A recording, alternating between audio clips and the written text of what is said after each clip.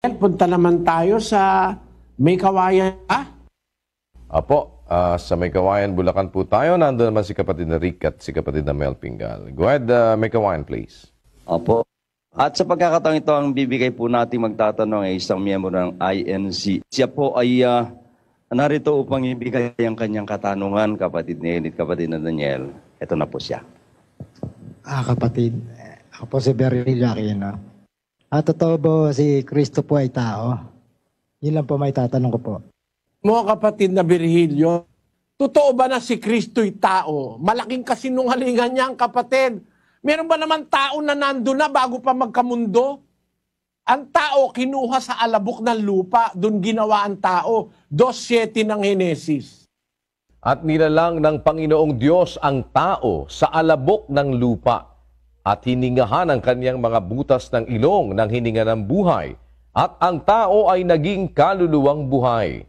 Saan ginawa ang tao? Sa alabok.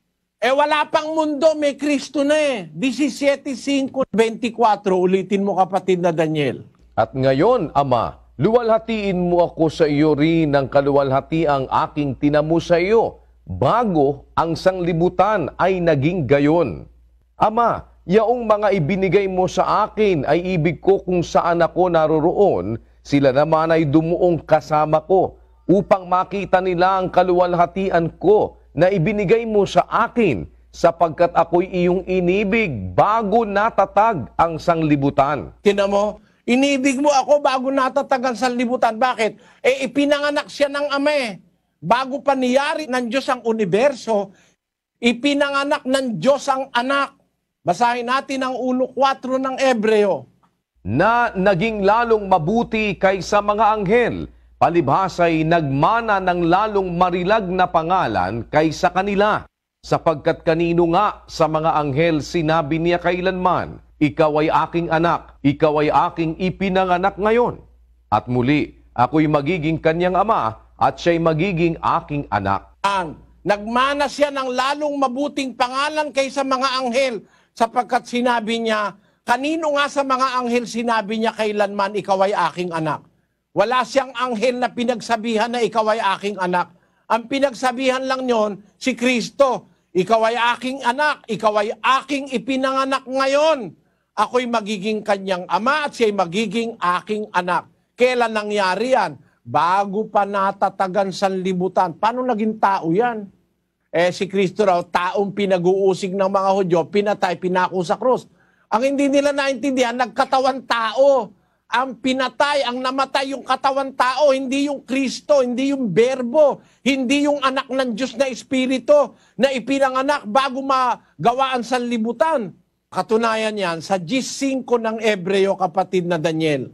Kaya't pagpasok niya sa sanglibutan ay sinasabi, hain at handog ay hindi mo ibig, ngunit isang katawan ang sa akin ay inihanda mo. Ayun, nung pumasok siya sa sanlibutan, ibig sabihin, hindi siya rito nag-umpisa.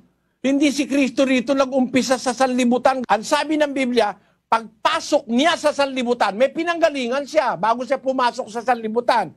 Pero pagpasok niya sa sanlibutan, isang katawan ang sa akin ay inihanda mo. Alin ba yung katawang inihanda ng Ama sa kanya? Yung ipinagbuntis ni Maria. Ano ang tawag doon? 1:14. At nagkatawang tao ang verbo. Ang verbo, nagkatawang tao. Yung katawan niyang tao, hindi siya. Nagkatawang tao siya. Ano ang sabihin ng nagkatawang tao? Hindi siya tao. Paano naman magiging tao pala siya? Nagkatawang tao. Bakit? Dati siyang espiritu na anak ng Diyos. Ang Diyos ay espiritu, ang anak niya espiritu rin. Ang Diyos ay Diyos, ang anak niya Diyos din. Ang anak ng kalabaw, kalabaw. Ang anak ng tao, tao. Ang anak ng Diyos, Diyos din. Dapat nating maintindihan yon. Ipinanganak siya ng Diyos, wala pa ang sanlibutan, ipinanganak na siya. Pero nung dumating ang panahon, pumasok siya sa sanlibutan. Nung isinugo siya ng Ama, inihanda sa kanyang isang katawan. Pagpasok niya sa sanlibutan, isang katawan ang sa akin ay inihanda mo, sabi ng anak. Anong katunayang hindi siya dito nag-umpisa sa sanlibutan, pumasok lang siya rito. Basahin natin ang 6:38 ng Juan. sapagkat bumaba akong mula sa langit, hindi upang gawin ko ang aking sariling kalooban, kundi ang kalooban ng nagsugo sa akin. Ang tao na nag-umpisa sa langit, masabihin mong tao si Kristo. Sabi niya, bumaba akong mula sa langit. Sabi na nga, nagkatawan tao eh. E di hindi tao, saan galing? Bumaba ako mula sa langit. Tamo? Galing siya sa langit. Paano mo sasabihin, tao yan galing sa langit? Meron bang taong galing sa langit? Ang tao galing sa alabok. Teka siya. Sabi niya, tao siya. Nagkatawan tao nga eh. Ngayon, sasabihin nila, si Kristo'y tao. Bakit? Kasi isa lang ang Diyos. Isa lang daw ang Diyos. Paano mong nabilang ang Diyos? Paano mo nabilang? Tinan mo, ang bilang ng Biblia, iba sa bilang mo eh. Sa 10:30 ng Juan. Ako at ang Ama ay iisa. Ang iisang Diyos, meron kasamang ama at anak. Pinopwera mo yung anak eh. Sabi ni Kristo, ako at ang Ama, iisa. Bakit? 1:18 ng Juan. Walang taong nakakita kailanman sa Diyos ang bugtong na anak na nasa sinapupunan ng Ama. Siya ang nagpakilala sa Kanya. Saan nag-umpisa yung anak? Nasa sinapupunan ng Ama. Nasa sinapupunan ng Ama yung anak. Mula sa sinapupunan ng Ama, ipinanganak ng Ama. Yung pastor sa Pampanga nakadiskusyon ko, ibig mo ba ikang sabihin, ang Diyos ay nanganganak? Sabi ko, tutol ka. Meron ba ikang lalaking nanganganak para makapanganak? Babae kailangan. Bakit yung araw nagbunga sa likod mo? Bungang araw. Tingnan mo, nagbunga yung araw, napakalayo. Yung Diyos pa na makapangyarihan sa lahat, hindi makapanganak. Tingnan ninyo maling paniniwala na pagka nanganganak ay kailangan babae. May lalaking nanganganak. Basahin natin si Luz ang pruweba. Ayan, the biology of seahorses, reproduction. The male seahorse, rather than the female, becomes pregnant. This unusual mode of reproduction is the most extreme form of male parental care yet discovered, although it arises from a general bias towards paternal care among fishes. Yun lang palang seahorse. Yung seahorse pala, yung kabayong dagat na tinatawag, ang nabubuntis, yung lalaki, siya nanganganak. Ang Diyos ay nanganganak. Makapangyarihan sa lahat yun. Pwede mong hindi manganak yun. Basahin natin ang awit, 94:9. Siyang lumikha ng pakinig, hindi ba siya makakarinig? Siyang lumikha ng mata, hindi ba siya makakakita? Kita mo, siyang lumikha ng pakinig, di ba pwedeng makarinig siya? Tingnan mo yung tao, nung maintindihan niya yung principle ng pag-hearing, nakagawa siya ng hearing aid eh. Nakagawa siya ng isang instrumentong nakakarinig. Yung tao, alin yon? Yung tape recorder.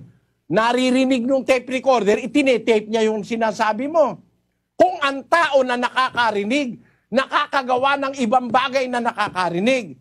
Kung ang tao na nakakakita, nakakagawa ng bagay na nakakakita. Nakakagawa ba? Nakakakita, camera eh. Nagawa ng tao, naintindihan niya kasi yung sense of sight eh. Alam niya yung principle of sight. Nakagawa ang tao ng camera, nakakakita. Kung ang tao nagagawa yung nakakakita siya, makagawa siya ng nakakakita, hindi ba magagawa ng Diyos yun? Siya nga ang gumawa ng pakinig, hindi ba siya makakarinig? Siyang gumawa ng mata, hindi ba siya makakakita? Siyang gumawa ng paa, hindi ba siya makakalakad? Siyang gumawa ng bahay bata, hindi ba siya makakapanganak? Di ba? Nakapanganak ba ang Diyos? Basahin natin uli ang Hebreo 1:4. Na naging lalong mabuti kaysa mga anghel, palibhasa'y nagmana ng lalong marilag na pangalan kaysa kanila. Sapagkat kanino nga sa mga anghel sinabi niya kailanman, ikaw ay aking anak, ikaw ay aking ipinanganak ngayon. Sino nanganak kay Kristo? Ang Ama. Saan galing? Sa sinapupunan ng Ama. Kung yung pinanggalingan ni Diyos, yung nanggaling, ano yun? Tao? Si Eva, saan galing? Sa tadyang ni Adan. Di ba tao si Adan? Ano si Eva? Anghel? Hindi. Tao rin yun eh. Galing sa essence ni Adan si Eva eh. Kinuha ang isang tadyang, ginawang babae. Kaya kung paanong tao yung pinanggalingan, tao rin yung nanggaling. Eh si Kristo, sa umpisa, nasa sinapupunan ng Ama. Nasa bahagi ng katawan ng Ama. Ipinanganak ngayon ng Ama. Tao ba yon? Hindi. Alin ang tao? Yung ipinanganak ni Maria. Yun ang tao. Yung katawang inihanda nung nasa sanlibutan siya. Pero yung ipinanganak ng Diyos, bago pa nilikha ang langit at lupa, hindi tao yon. Espiritu yon, anak ng Diyos yon. Yon ang tinatawag na berbo. Ang kahulugan ng berbo, pangalan yon. Hindi kasi tao hindi rin kasi nilalang si Kristo Ipinanganak siya ng Ama Yung berbo, pangalan yon na tumutukoy sa anak ng Diyos. Basahin natin ang 19:13 ng Apokalipsis. At siya'y nararamta ng damit na winisikan ng dugo, at ang kanyang pangalan ay tinatawag na ang Verbo ng Diyos. Yang may pangalan na Verbo ng Diyos. Pangalan, ano? Ang kanyang pangalan, tinatawag ang Verbo ng Diyos. Sino yung may pangalan na yan na Verbo ng Diyos? Juan 1:1. Nang pasimula, siya ang Verbo, at ang Verbo ay sumasa Diyos, at ang Verbo ay Diyos. Maliwanag, Diyos pala yung Verbo Kasi yung Verbo, pangalan yon ng isang kalagayan na sa pasimula pa kasama na ng Diyos. Nang pasimula siya ang Verbo ay sumasa Diyos, ang Verbo ay Diyos. Yung Verbo, pangalan yon ng isang kalagayan na tinatawag na anak ng Diyos. Hindi tao yon. Espiritu yon na ipinanganak ng Diyos bago pa nilalang ang sanlibutan. Kaya yung salita, totoo ba si Kristo'y tao? Hindi po totoo yun. Ang Kristo po'y anak ng Diyos, nagkatawan tao, was manifest in the flesh. Basahin natin sa English, napakaliwanag. 3:16. And without controversy, great is the mystery of godliness. God was manifest in the flesh, justified in the spirit, seen of angels, preached unto the Gentiles, believed on in the world, received up into glory. Without controversy, those that entertain controversy do not believe in what the Apostle Paul said. To set aside all controversy, we just have to accept the truth and the fact in the Bible. Without controversy, great is the mystery of godliness. God was manifest in the flesh. He is not flesh, hindi siya tao. He is God, but was manifest in the flesh, justified in the spirit, seen of angels, preached unto the Gentiles, believed on in the world, received up into glory. Amen. Yan ang Kristo ng Biblia. Yung tunay na Kristo, anak ng Diyos, Diyos yun. Hindi tao yun. Nagkatawan tao. Yan. Kaya nagutom, tinuli, nauhaw. Alin ang nauhaw? Yung katawan tao. Pero sa loob ng katawan, nananahan yung buong kapuspusan ng pagka-Diyos. Basahin natin ang 2:9 ng Kolosas. Sapagkat sa kanya'y nananahan ang buong kapuspusan ng pagka-Diyos sa kahayagan ayon sa laman. In the manifestation in the flesh, sa kahayagan sa laman o sa katawang tao, nananahan yung buong kapuspusan ng pagka-Diyos. Para sabihin mong tao yan, madilim ang utak mo. Yan. Yan ang sagot ko dun sa kapatid na Virgilio. Magandang gabi sa iyo, kapatid. Maraming salamat. Marami akong gustong sabihin, kaya lang wala akong panahon Salamat po sa iyo. Pagpalain ka naman ng Panginoon. Salamat po. Kapalit